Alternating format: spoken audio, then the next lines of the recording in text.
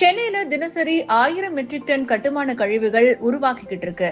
இதை சமாளிக்க நகரத்தோட வடபகுதி மற்றும் தென்பகுதியில மணிக்கு 100 டன் திறன் கொண்ட 2 CND கழிவு செயலாக்க தொழிற்சாலைகள் பெருங்குடி மற்றும் கொடுங்கையூர் பகுதிகளில் நிறுவப்பட்டிருக்கு. நகரங்கள்ல தொழில்மயமாக்கம் மற்றும் ரியல் எஸ்டேட் வளர்ச்சி அதிகரிச்சுட்டு வர்றதுனால கட்டிட வேலைகளும் பழைய கட்டிடங்கள் இடிப்பு பணிகளும் பெரிய அளவுல நடந்துகிட்டு இருக்கு. அதே நேரத்துல கற்கள், செங்கல், மணல் போன்ற கட்டுமான பொருட்களுக்கு அதிகமான தேவை இருக்கு. இந்த வகை பொருட்கள் இயற்கை வளங்களால பெறப்படுறதுனால மறுசுழற்சி அவசியமாகுது. இப்போ நவீன கனிமங்களை கையாளும் கிரஷர்கள், திரைகள், கழுவும் இயந்திரம் போன்ற இயந்திரங்களோட உதவியோட CND கழிவுகளை மறுசுழற்சி செய்யும் தொழிற்சாலைகள் இருக்கு. இந்த தொழிற்சாலைகள்ல 600 மில்லிமீட்டர் அளவு வரையுள்ள கட்டுமான கழிவுகள் 2 கட்டமா உடைக்கப்பட்டு 25 மில்லிமீட்டர் மற்றும் அதற்கும் குறைவான ஜல்லி மற்றும் மணலா மாற்றப்படுது. மேக்னெட்டிக் செப்பரேட்டர்ஸ் மூலம் இரும்பு போன்ற பொருட்கள் பிரிக்கப்படுது. பின்னர் லாக் வாஷர் முறையில ஜல்லி மற்றும் மணல் கழுவப்பட்டு மரம், பிளாஸ்டிக், PVC போன்ற குறைந்த எடையுடைய கழிவுகள் தனியா பிரிக்கப்படுது.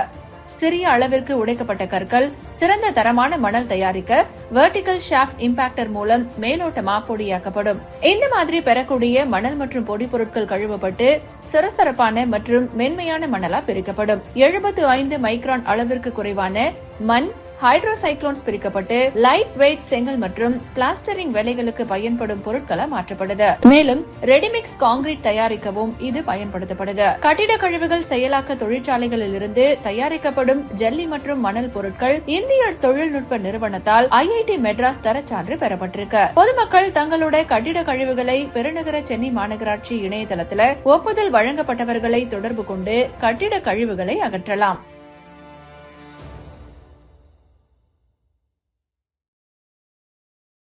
நம்பிக்கையோட மறுபெயர் நம்மளோட Citral property management. Citral property management. Just sit and relax. உங்களோட வீடு எங்க கிட்ட பத்திரமா இருக்கும்.